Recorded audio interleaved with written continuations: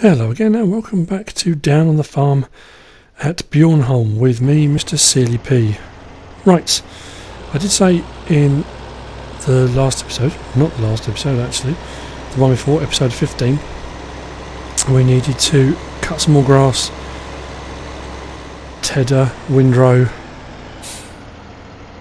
I know they're relatively boring jobs, but they need to be done.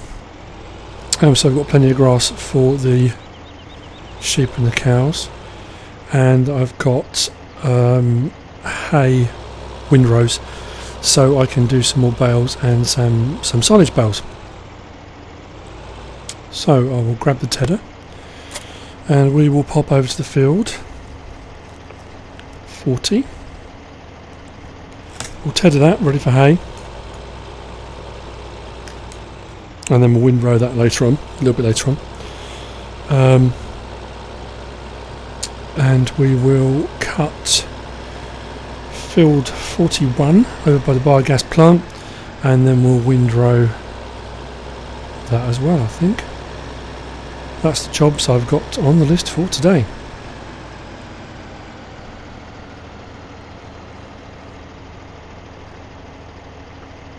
Try and work out the best way to go into the field, probably the bottom end where I started doing the mowing.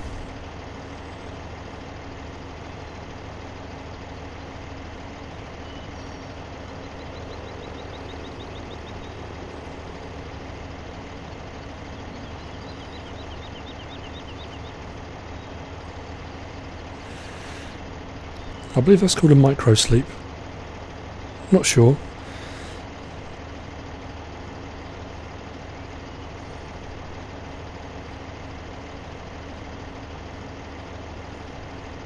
I don't remember it pausing for so long when I was recording. Okay, that's weird. Never mind.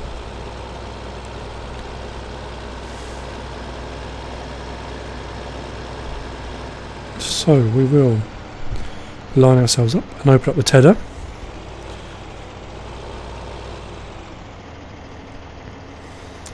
And then we will begin.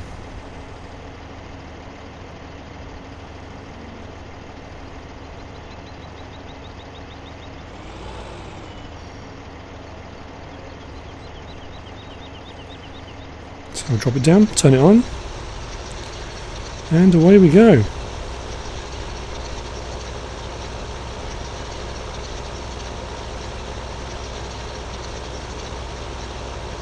As I said before, I didn't cut the whole of this field. It's a big field. I grassed the whole thing originally thinking, yeah, I'll use that. That'd be perfect for grass and hay, and I thought I'd have it all in one place. And to be fair, I could have done, rather than doing field 41 as well. But I think when I started the map off, I was using grass for silage. I was just using one front mower and a forage wagon trailer. So I wanted to be close to the biogas plant so I could fill up the silage bays. I think that's why I grassed field 41 first. And it just seemed to make sense then, that because it was cut, to use that for grass. But it doesn't hurt to have too much space. Now, I hope you liked the last episode, the classic farming one. If you didn't have a look, jump on, have a look. I just used the classic farming pack, the classic farm equipment, and I went from harvest to harvest just using the classic equipment. So if you haven't had a look, go over, have a look. It's on my channel. If you like it,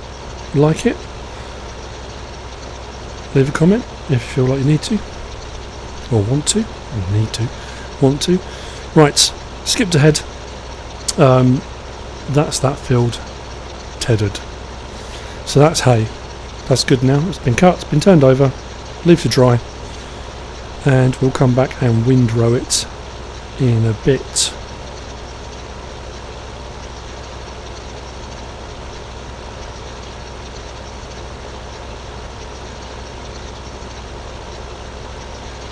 Just make sure I haven't missed any bits.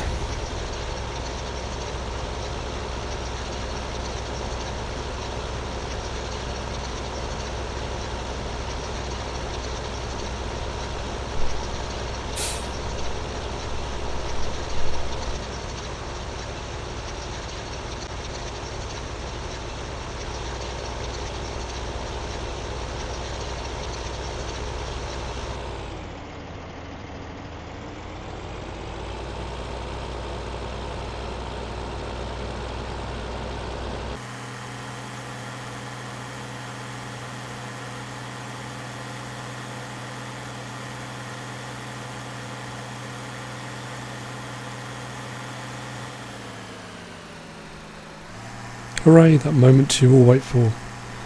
My horrendous reversing. I don't know if you noticed or not, but I'm back on the wheels and pedal. I do notice that the in-cab view, when you're using the wheels and pedals,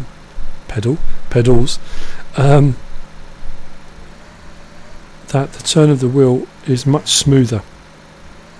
When I'm using the dual shock, it seems very jerky as it kind of goes round, and it doesn't look as realistic. But sometimes when I'm just doing a quick recording, I don't always have time to get the pedals out, set it all up, and so it's just quicker to use the dual shock. But it does look better, and it feels better when you drive, and it just adds a bit more realism to it.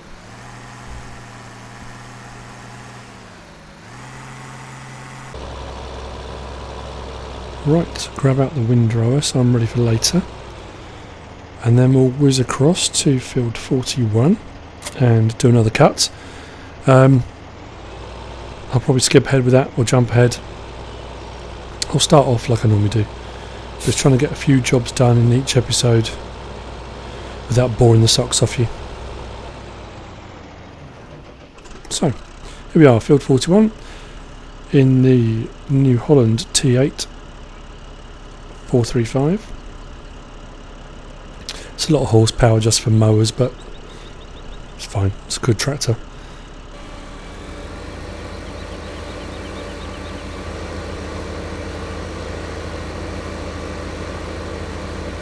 Okay, off we go. As I've said before on previous videos, and I do apologise if I keep repeating myself, I have done a double cut on this.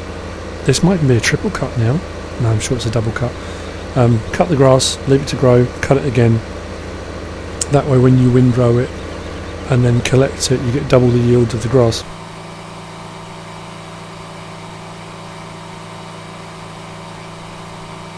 More bang for your buck, as it were.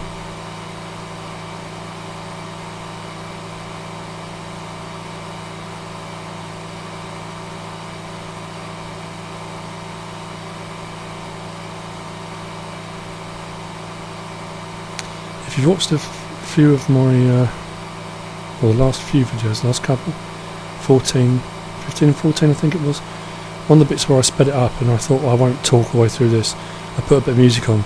I am running into issues with the copyright things, which is a bit weird, because it's the music that it says on SHAREfactory that you can use, and then when I posted it on YouTube it came up that someone else owned the copyright, and then they put ads in it and that kind of thing. So yeah, a bit baffled. So I'm trying to work out different ways of adding music without copyright infringements.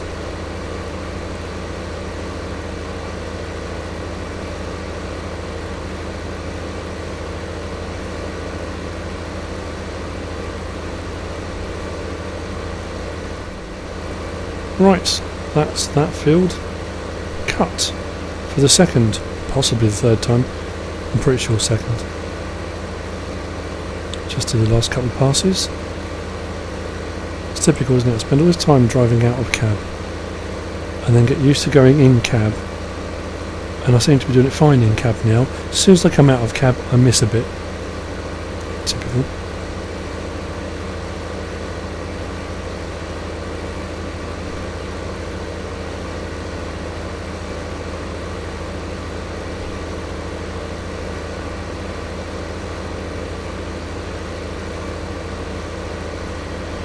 Grab the bit I missed. Right, let's whiz back to the dairy farm, drop off the mowers and grab the windrower.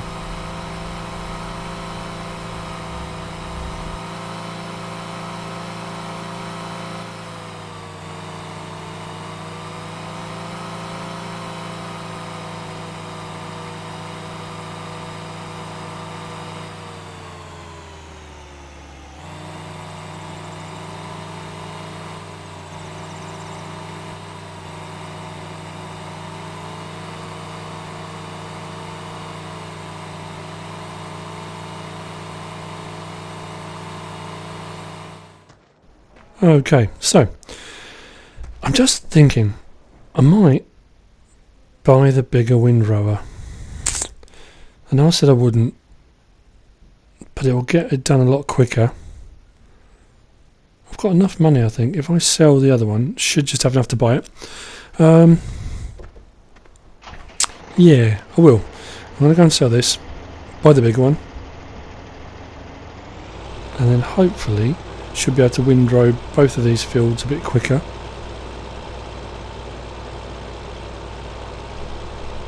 I can at least give it a go. If I don't like it, I can always sell it and buy the other one back.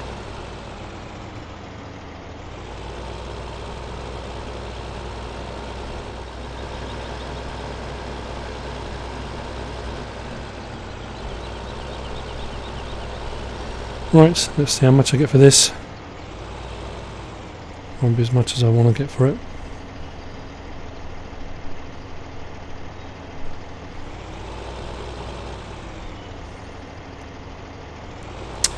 Drop this off in the marked bay. I'm pretty sure if you bring it to the actual shop and sell it back, it works out 20% more you get than if you just sell it kind of like online, as it were. So it's well worth bringing it down, especially on the more expensive machinery. Yeah, okay, it wasn't a huge amount, but it's given me enough now. Should be able to get the Krone.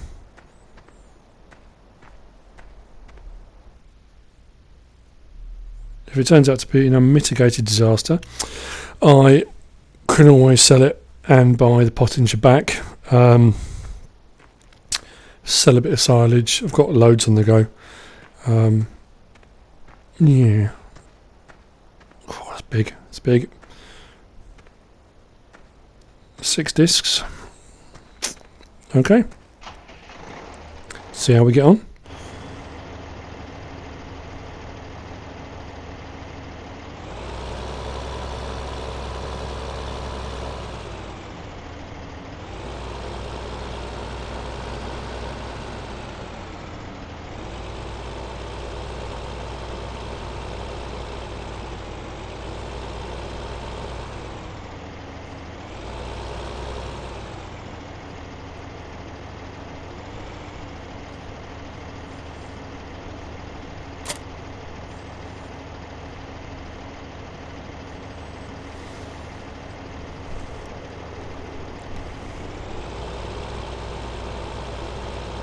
Right, we'll get this over to field 40. That's us all hooked up. I think this tractor's got enough horsepower. I'm sure it said it needed 130 horsepower to run. And I think the Deutz-Fahr's 263, so it should have plenty. The field's not particularly hilly, so it shouldn't have any problems there.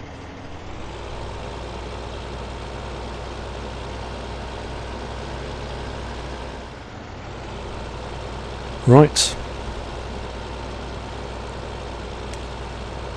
let's open this up and see how big it is.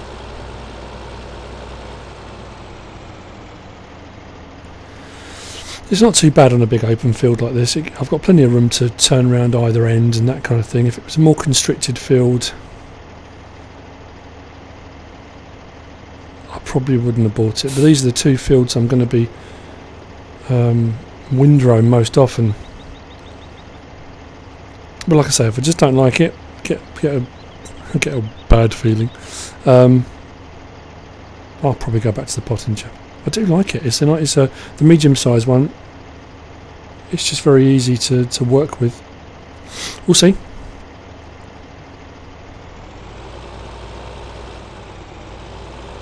Right. We'll drop it down, get it turned on.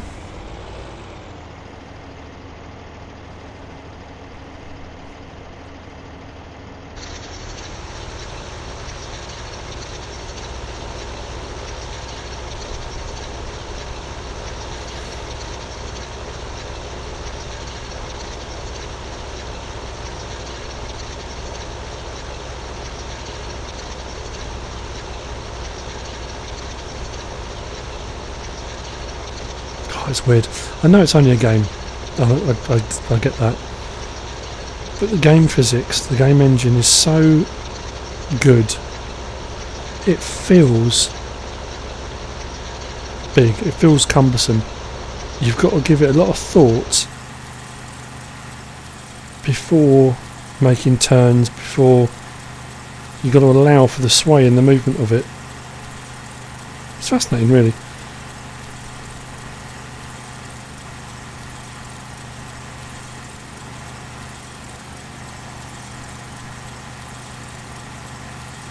Well, jury's out at the moment. I'm not sure. Really not sure. I'll say it is quicker, but then do you sacrifice the speed for the enjoyment? I know it's one of those jobs that when you're playing the game, like mowing, it can be a bit tedious and it takes a long time, but to be fair, I actually find it quite therapeutic. Put the cruise control on, steering wheel, just glide up and down. So yeah, this kind of takes an element of that away, I think.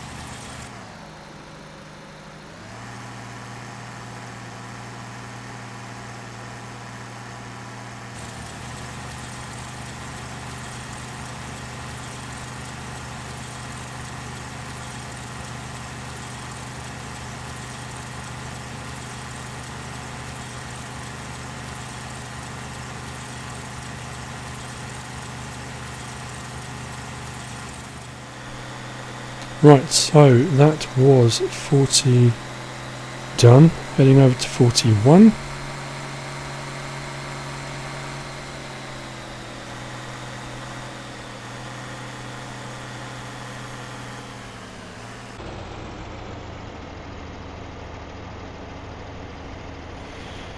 Open this up, wait for a gap in the traffic, and then just whiz directly across the road.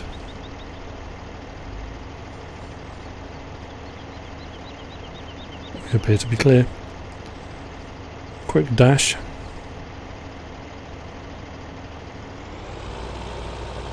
Probably shouldn't drop those down yet. Hit on the curbs and damage them.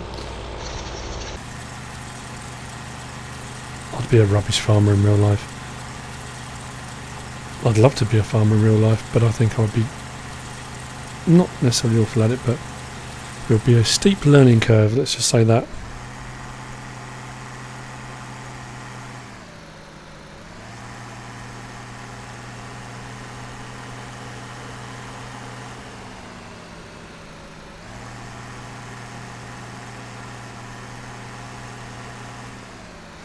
It's weird as well, if you go too fast when you're not actually windrowing and you try and turn, you can feel the whole rig sliding. It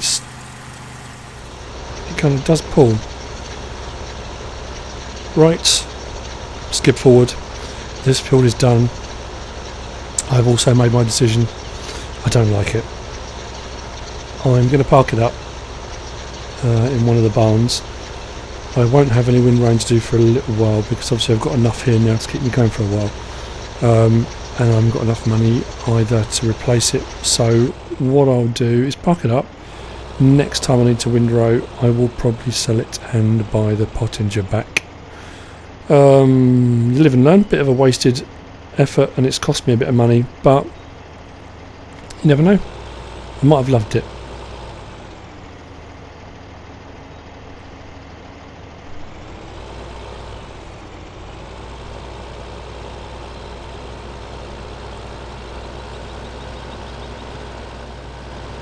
So I will pull in off the road here, stick it in the big barn here where I put the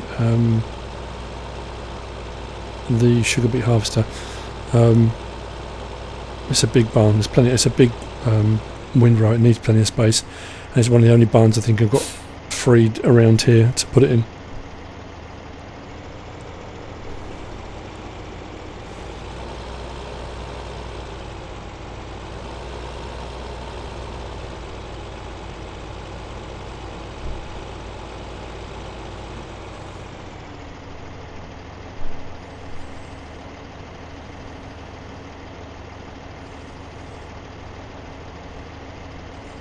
See the pause there where my mind was ticking over trying to work out which way to turn.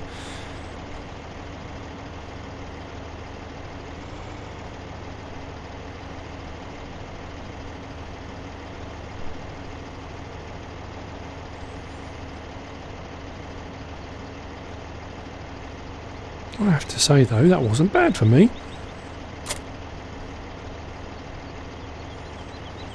Right, whiz back down to the dairy farm. One last thing I want to do before I finish today's episode. I will get that field done, one in front of me. I do keep saying I want to do a wheat harvest. Right, just park up here.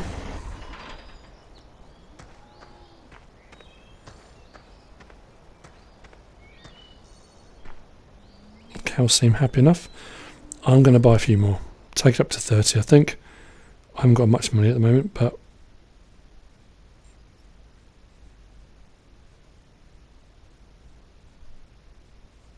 just over 5,000. I'll make it back with the silage harvest. It's not the end of the world. Right, okay. Just check on my animals. Now I've got 30 then. I think possibly the next episode I might have to do a bit of feeding of the animals. But anyway, hope you enjoyed the episode.